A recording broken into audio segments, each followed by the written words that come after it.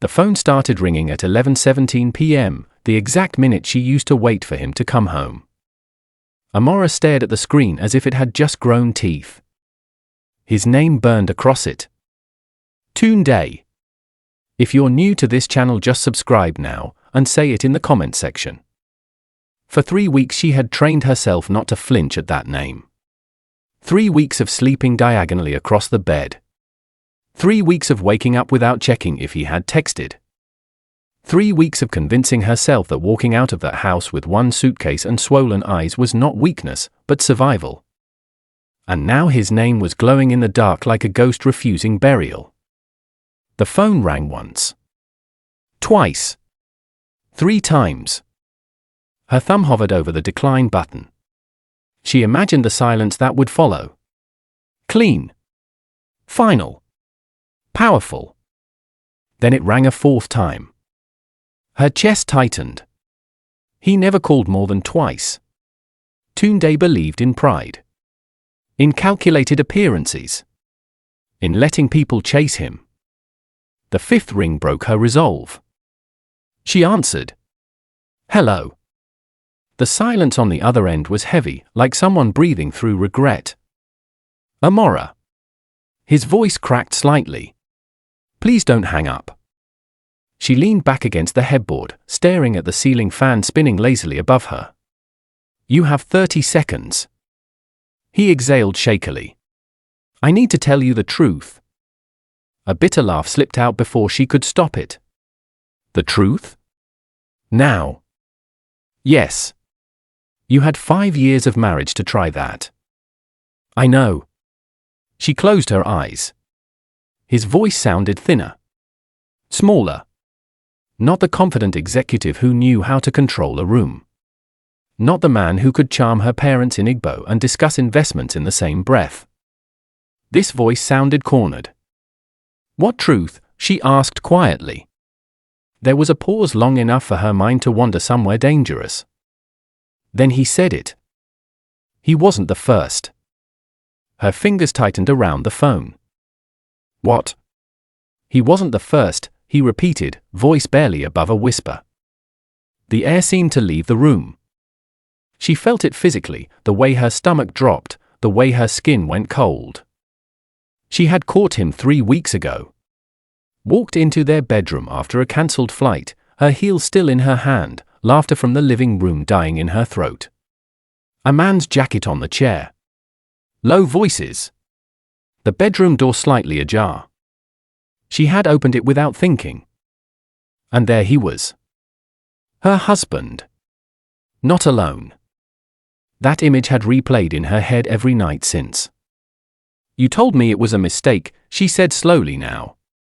You said it just started. I lied. Obviously. No, Amora, he said urgently. I lied about everything. The ceiling fan hummed overhead. A car passed outside her apartment building. The world continued as if her reality had not just tilted again. How long? She asked.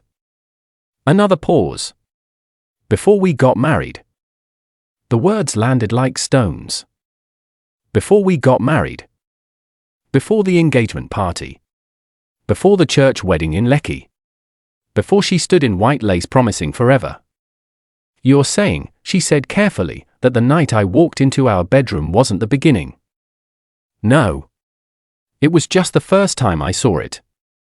Yes. Her mind began connecting dots she had ignored for years. Business trips that stretched. Late-night conference calls. Password changes. The way he sometimes looked at her with something almost like guilt, but she mistook it for stress. How many? She asked. It wasn't about numbers. Don't insult me, she snapped. How many? He swallowed audibly. More than one. Her laugh this time was hollow.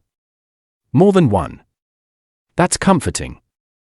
It wasn't random, he said quickly. It wasn't like that. Then what was it like, Tunde? Her voice sharpened. Educational. It was confusion. She went still. Confusion doesn't book hotel rooms, she said. I didn't understand myself, he continued, words tumbling now. I thought if I got married, if I did the right thing, it would stop. Did the right thing? Her heartbeat pounded in her ears. So I was what? A solution? No. A shield? Silence. The silence answered louder than words. Her chest tightened. Say it. He didn't. Toonday. I thought marriage would fix me, he said finally, the sentence breaking apart as it left him. Fix him. The phrase echoed. So you married me to repair yourself, she asked. I loved you. But you didn't choose me, she replied quietly. You chose safety. The line went quiet again. She remembered the early days, the way he held her hand in public but pulled away quickly if certain friends approached. The way he avoided specific conversations. The way he overcompensated with grand gestures. She had thought he was ambitious. Driven. Private. Now she wondered if he had been afraid. You don't get to drag me into your identity crisis without my consent, she said. I know. No, she corrected, her voice firm now. You knew. You just didn't care. That's not true. Then what is true? He inhaled deeply. I've been seeing someone. Longer than you think. The wound reopened. The same person, she asked. No. Her stomach twisted again. Different ones. Yes. She felt strangely calm. The kind of calm that comes when pain passes a certain threshold and transforms into clarity. And they knew about me, she asked. Some did. Some didn't. She nodded slowly even though he couldn't see her.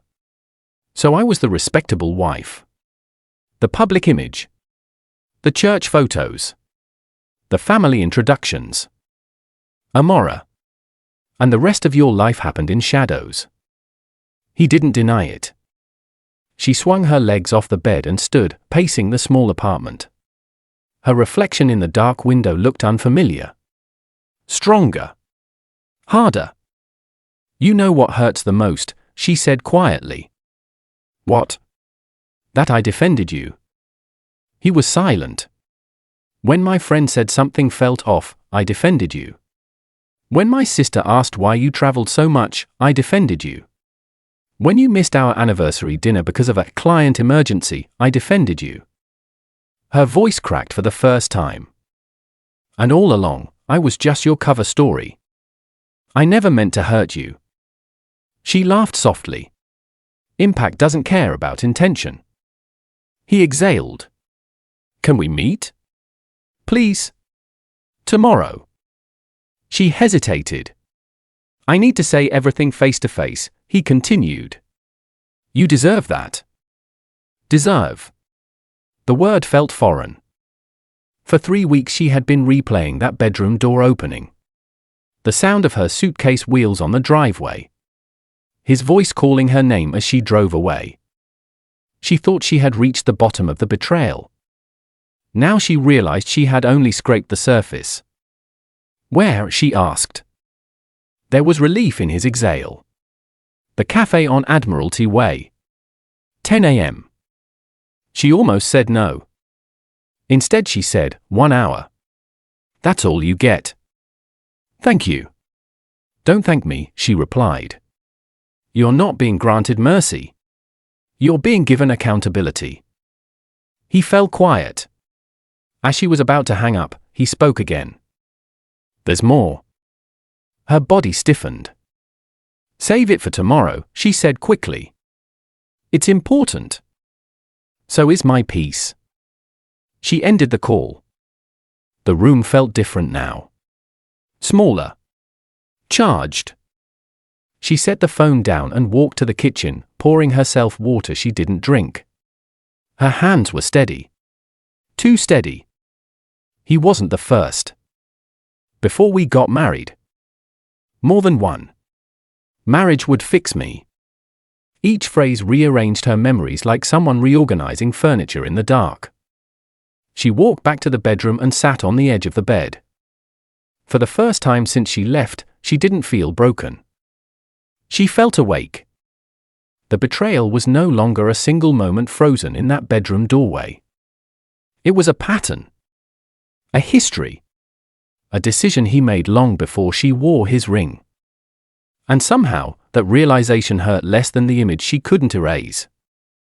Because now she understood something clearly. The problem had never been her. The phone lay silent beside her. She didn't cry. She didn't scream. She lay back against the pillows and stared at the ceiling, feeling something unfamiliar settle into her bones. Not forgiveness. Not anger. Truth. And for the first time in weeks, she slept. The cafe on Admiralty Way smelled like roasted coffee beans and quiet judgment. Amora arrived at 9:52 a.m.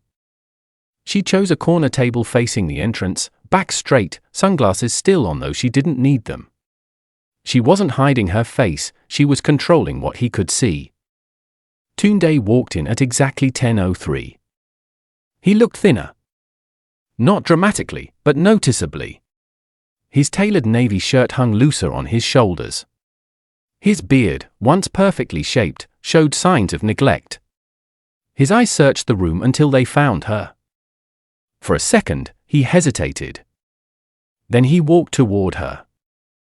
"Hi," he said softly. She removed her sunglasses and placed them on the table. "You're late." 3 minutes. "You used to say punctuality shows respect." He swallowed. "You look good." "I've been sleeping." That seemed to hit him. A waiter approached. Tunde ordered black coffee. Amora declined anything. She didn't plan to stay long enough for refills. They sat in silence until the waiter left. He stared at his hands. She stared at him. "Start talking," she said. He nodded slowly. "It started before we met." She raised an eyebrow. "That's vague." "I mean, I had relationships. With men." She didn't react outwardly. Her face remained composed. "And," she prompted. "And I thought it was a phase." "A phase that lasted how long?" "Years." She leaned back slightly. "So when you met me, what was I? An experiment?" "No," he shook his head quickly. "You were real. You were everything I thought I wanted." "Thought?" "I loved how strong you were. How grounded. How you challenged me. But..." He looked down again. "But I was still fighting myself." The waiter placed his coffee on the table. The interruption gave Amora a moment to breathe. "You continued seeing men while we were dating?" she asked once they were alone again. "Yes." "And after we got engaged?" He hesitated. "Yes." Her jaw tightened. "On our wedding day, did you know?" "Know what?" "That you were lying to me." His fingers wrapped around the coffee cup as though it anchored him. "I believed marriage would silence that part of me." She let out a short, humorless laugh. "You believed vows were therapy. I believed commitment would change my desires. You believed I was medicine." He flinched. "You don't get to reduce me to a treatment plan," she continued. "I was a person who trusted you." "I know." "No, Tunde," she said firmly. "You keep saying that. But knowing requires honesty. You robbed me of choice." He rubbed his forehead. "I was scared." "Of what?" "Yourself." "Yes." She studied him carefully. The fear in his eyes wasn't fake. It was raw. Unfiltered. "Why not just live your truth?" she asked quietly. "My family," he replied immediately. "My father. The church. The company. You know the circles we move in. So you sacrifice me to protect your image." It wasn't that simple. It was exactly that simple. He leaned forward. I didn't plan to hurt you. I thought I could control it. How? She asked. I kept it separate. Different accounts. Different phones. Her stomach turned. Phones? He nodded. 2.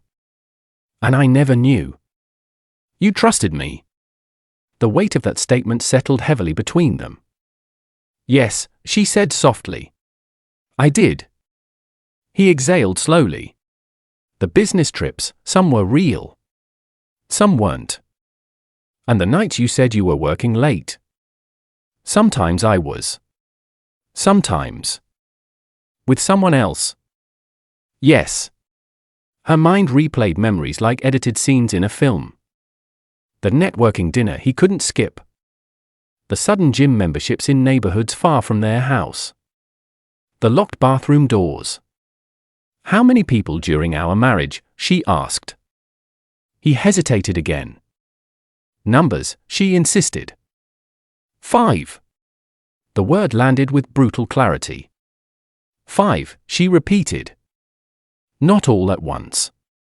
Not consistently. That doesn't make it better. I know. Did you love any of them? He looked up at her for the first time fully. I don't know if I know what that means. She felt something crack inside her, not from pain, but from revelation. You don't, she agreed. Silence stretched between them. You said the man I caught you with wasn't the first, she reminded him. He wasn't. Was he the last? I ended things with him after you left. She stared at him. After I left? Yes. So if I had stayed, you would still be living that double life. He didn't answer. The silence answered again. Why call me now? She asked. Because I can't keep pretending, he said. You leaving, it broke something. In you? Yes. She nodded slowly. Good. He blinked, surprised. You don't get to shatter me and expect sympathy when you feel cracks, she continued. I'm not asking for sympathy. Then what are you asking for? Understanding. She almost laughed again but stopped herself. Understanding does not erase betrayal. I know. Stop saying that. He pressed his lips together. You've been living 2 lives, she said. One respectable. One hidden. Yes. And I was the respectable one. Yes. She felt anger rise, but it wasn't explosive. It was controlled. Focused. Do you know what that makes me? She asked. He looked confused. A prop, she answered. A character in a story I didn't consent to. That's not fair. Fair, she echoed. You're discussing fairness. He fell quiet again. A couple at the next table laughed loudly, unaware of the quiet implosion happening inches away. Were you ever going to tell me? She asked after a moment. I thought about it. When? Last year. What stopped you? Fear. Of losing me? Yes. You already had, she said calmly. You just didn't know it. He stared at her as if trying to reconcile this composed woman with the one who had cried in their driveway 3 weeks ago. I never meant for you to feel like a cover, he said. But I was. He nodded. Her phone buzzed on the table. She ignored it. You understand that this isn't just about infidelity, she said. It's about identity. About deception. About building a marriage on a foundation you knew was cracked. Yes. You looked into my eyes at the altar. He closed his eyes briefly. You promised faithfulness. I know. There's that word again. He opened his eyes. What do you want from me, Amora? The question hung in the air. She considered it carefully. I want the full truth, she said. No editing. No protecting yourself. He nodded slowly. There's more, he admitted. Her stomach tightened slightly. What more? I wasn't just hiding relationships. She watched him carefully. I was hiding who I am. She leaned back, crossing her arms. And who is that? He looked at her with something close to desperation. Someone who's been performing his whole life. The cafe suddenly felt too small. Explain, she said. And he began. The knock came at 7:42 p.m. Amora wasn't expecting anyone. She had spent the entire afternoon replaying the cafe conversation in her mind. Tunde's confession had been heavy but not explosive. It was like watching a slow demolition instead of a sudden collapse. She had gone home, taken a long shower, and sat in silence. No tears. Just processing. When the knock came, it was firm. Not hesitant. Not aggressive. Certain. She walked to the door cautiously and checked the peephole. Her breath caught. A man stood outside, tall, dark-skinned, neatly dressed but visibly restless. He looked familiar in a way that made her pulse spike. Not because she knew him personally, but because she had seen him before. In her bedroom. 3 weeks ago. Her hand froze on the door handle. He knocked again. Amora? His voice was steady but strained. Please. I just need a few minutes. She opened the door halfway, chain still on. Yes? He lifted both hands slightly, as if to show he meant no harm. My name is Femi. I know who you are. He swallowed. Can I come in? I promise this won't take long. She hesitated. Every instinct told her to slam the door. But another instinct, the one that wanted clarity, held her still. She closed the door briefly, removed the chain, and opened it again. 5 minutes, she said. He stepped inside carefully, looking around the apartment as though stepping into sacred territory. I'm sorry, he said immediately. For what? Her voice was cool. For everything. For that night. For the pain. You didn't betray me, she replied. He did. He shook his head. I didn't know he was married at first. Her chest tightened. At first, she repeated. He nodded. He told me he was separated. She stared at him, searching for signs of deceit. When did you find out the truth? She asked. A year ago. And you stayed? Yes. The honesty stung more than she expected. Why? She asked. He ran a hand over his face. Because by then, it wasn't casual anymore. The room felt smaller. How long were you involved? She asked. 2 years. Her heartbeat thudded. 2 years. While she was celebrating anniversaries. While she was defending her husband's late nights. Did he promise you anything? She asked. Femi hesitated. He said he would figure things out. Figure out what? His life. She let out a slow breath. So he was telling both of us versions of hope. Yes. The word hung heavy. She walked toward the window, needing space. You came here to apologize, she asked without turning. No. She turned back to face him. I came because there's more you don't know. Her stomach dropped slightly. I've heard enough for one lifetime, she said. You haven't, he replied quietly. She studied him carefully. He looked exhausted. Not defensive. Not arrogant. Just tired. What more? She asked. There are others. The words landed with dull force. How many? She asked automatically. I don't know exactly. Estimate. Maybe 3. Maybe 4. Her mind reeled. And you all knew about each other? She asked. No. Not at first. And now? Some of us have connected. She blinked. Connected how? Messages. Screenshots. Conversations. Her pulse quickened. Why? Because someone is planning to expose him. The word echoed. Expose. For what? She asked. Femi hesitated. For more than infidelity. Her heart began pounding louder. Explain. He's been using his position. Leveraging influence. Promising business opportunities. Emotional support. Career introductions. Her mind raced. You're saying he manipulated people? Yes. How? He'd present himself as a mentor. A guide. Then it would become personal. Her stomach churned. Were you? She couldn't finish the sentence. No, Femi said quickly. He didn't use power over me professionally. But others? Yes.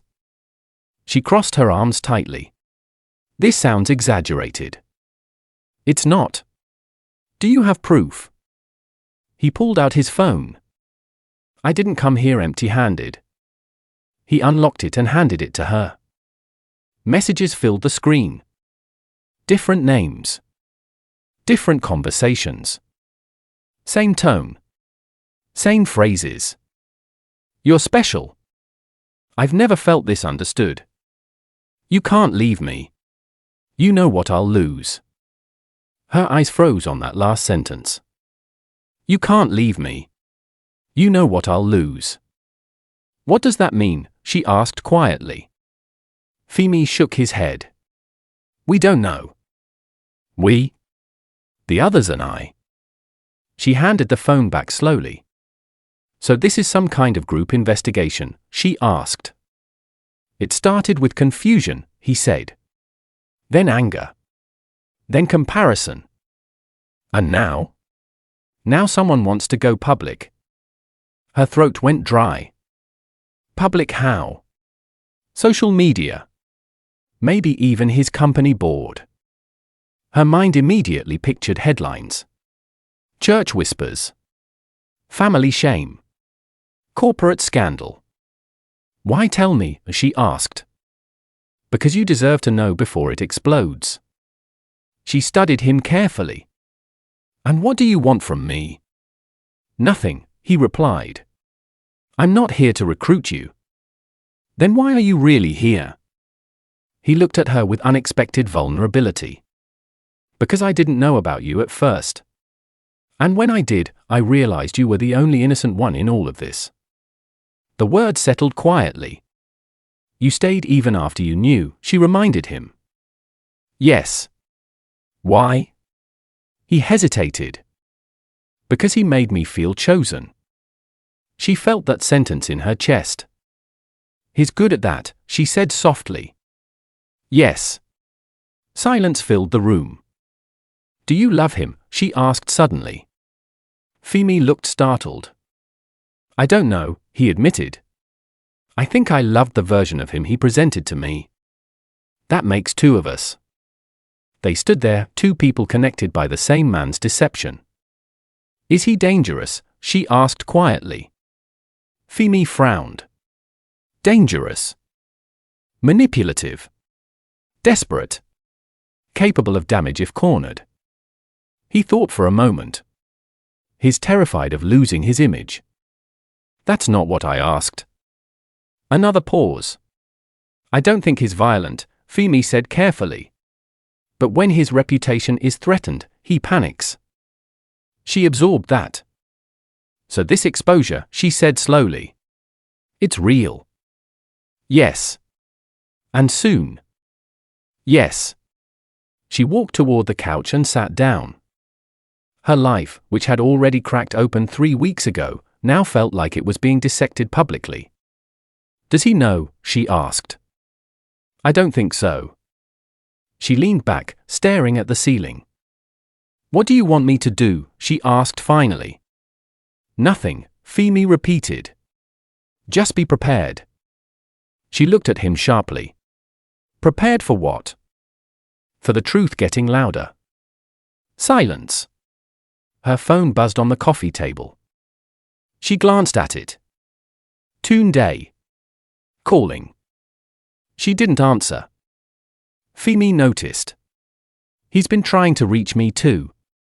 She looked up. And? I stopped responding. The phone stopped ringing. The room felt thick with unspoken consequences.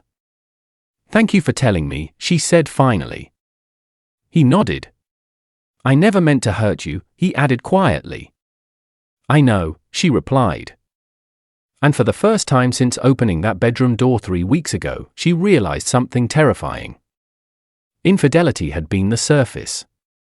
What lay underneath was far bigger. Far messier. And far more public than she ever imagined. Amora did not sleep that night. Not because she was crying. Not because she was afraid. But because clarity was rearranging her entire understanding of her marriage. By morning, she had made a decision. She texted Tunde. We need to talk. Today. No half-truths. His reply came instantly. Name the place. She chose their house. Not neutral ground. Not a cafe. The house they built together. The house where she had once believed she was safe. When she arrived that afternoon, the gate felt unfamiliar. The compound seemed smaller. The security guard greeted her cautiously, unsure whether he should smile. Inside, the living room was immaculate. As if cleanliness could erase history. Tunde stood when she entered. He looked worse than the day before. You came, he said quietly. This ends today, she replied. He nodded slowly. Okay. She didn't sit. She wanted the imbalance. She wanted him slightly below her eye level. There are others, she said. His shoulders stiffened. Who told you that? He asked. It doesn't matter. He ran a hand through his hair. It's not what you think. Then tell me what it is. He hesitated. That's what I thought. It wasn't like I was running a system, he said defensively. It just happened. Repeatedly. Yes. With different people. Yes. And you told each of them something slightly different. He stared at her. Did you promise them things? She asked. He didn't answer. She stepped closer. Did you use your influence? I never forced anyone. That wasn't my question. His silence spoke volumes. Her chest tightened, not from heartbreak this time, but from realization. You like being needed, she said slowly. You like being admired. It wasn't about ego. It was exactly about ego. He shook his head. You don't understand. Then help me understand. He paced the room, agitated. I grew up being told what a man should be, he began. Strong. Straight. Married. Successful. And I tried to be that. By lying. By surviving, he snapped. She didn't flinch. No, she said calmly. By performing. The word landed heavily. He stopped pacing. You think this was easy for me? He asked. I think it was convenient for you, she replied. His jaw tightened. You had a wife. Respect. A church position. Business credibility. And then a hidden life where you explored what you were too afraid to admit publicly. His silence confirmed everything. You weren't confused, she continued. You were calculated. That's not fair. Fair, she echoed. You keep using that word as if we're discussing minor misunderstandings. He sank into the couch. I hated myself, he admitted quietly. She paused. For years, he continued. I prayed. Fasted. Tried to suppress it. And when that didn't work, I compartmentalized. You divided people into roles. Yes. She absorbed that. And I was the respectable role, she said. Yes. There it was again. Honesty. Brutal. Unfiltered. You told someone they couldn't leave because of what you would lose, she said. His head snapped up. You saw that? Yes. He leaned back, defeated. I didn't mean it like that.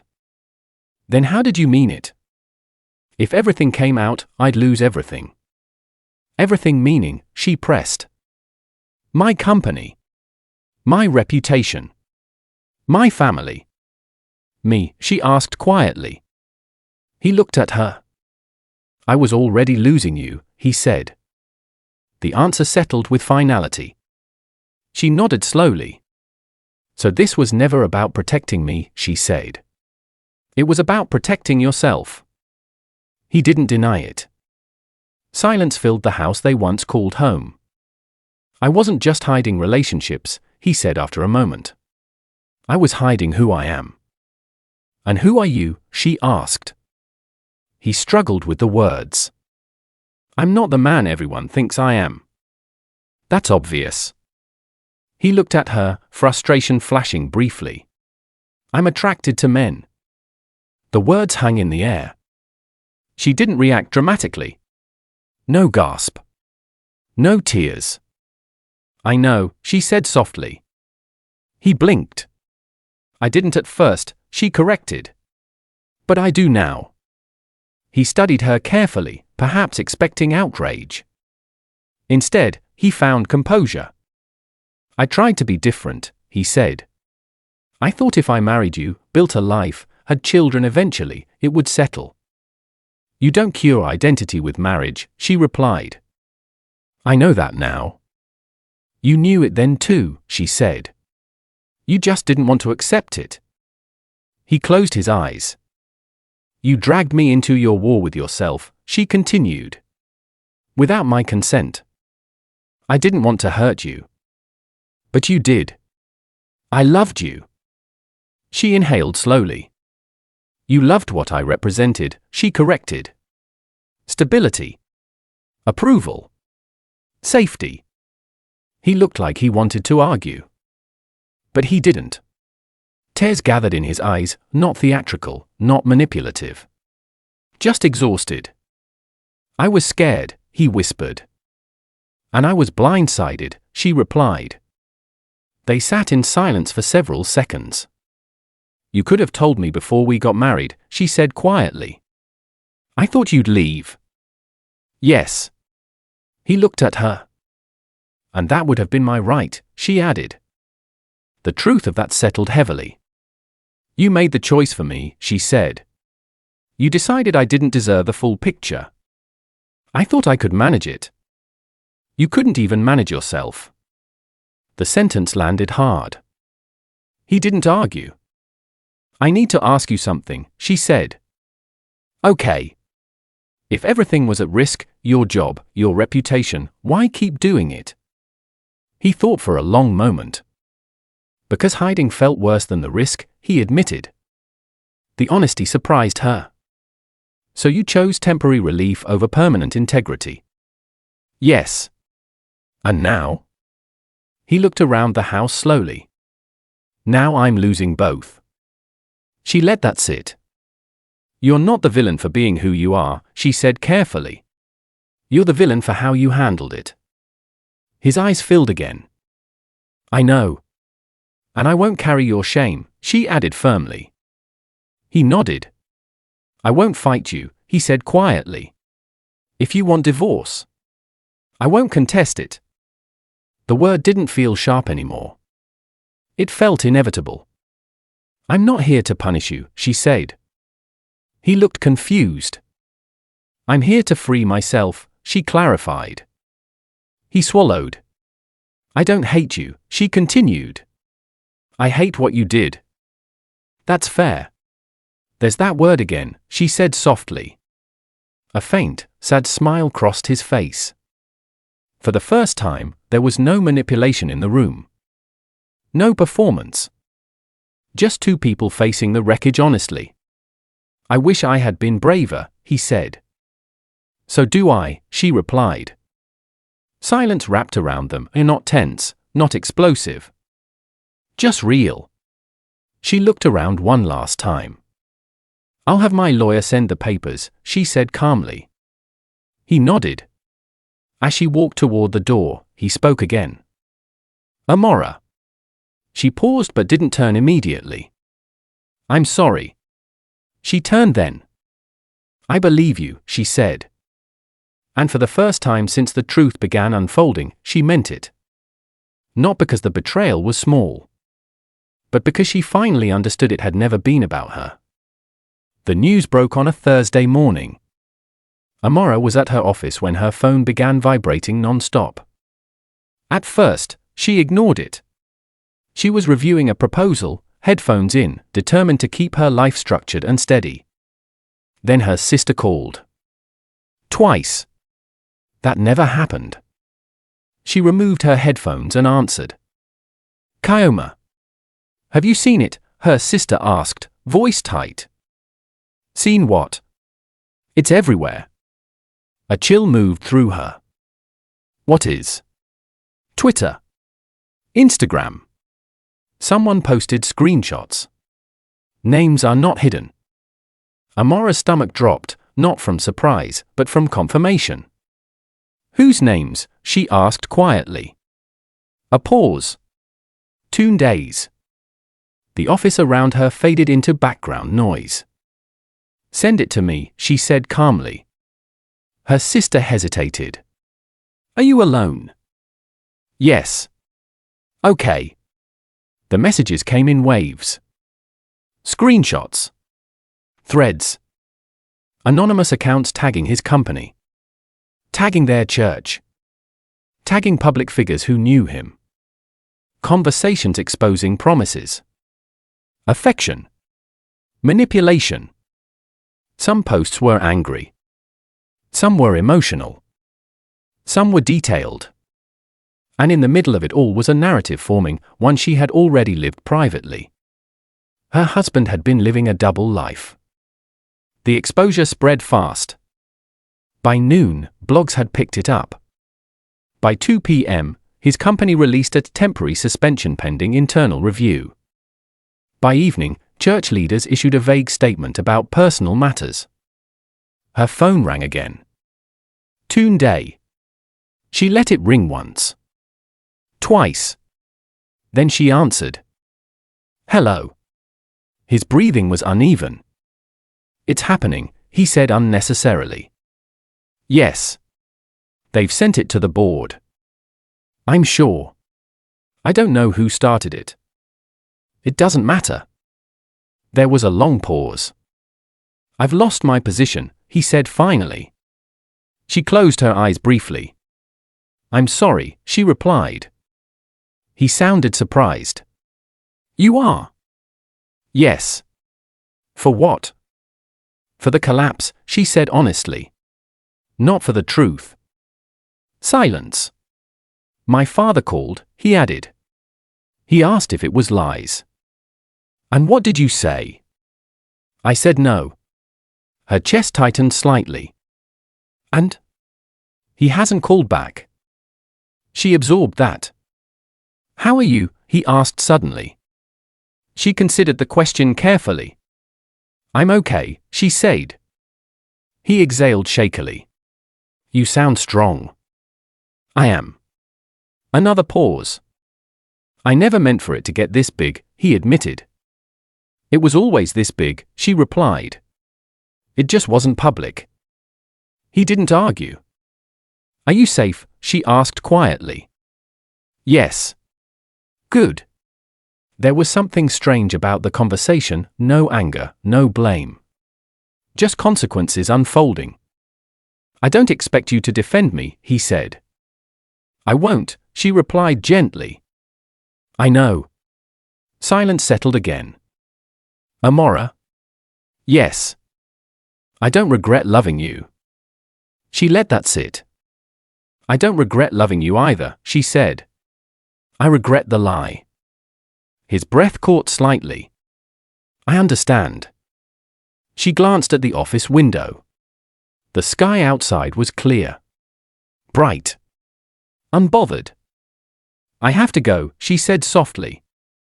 Okay. Take care of yourself. You too.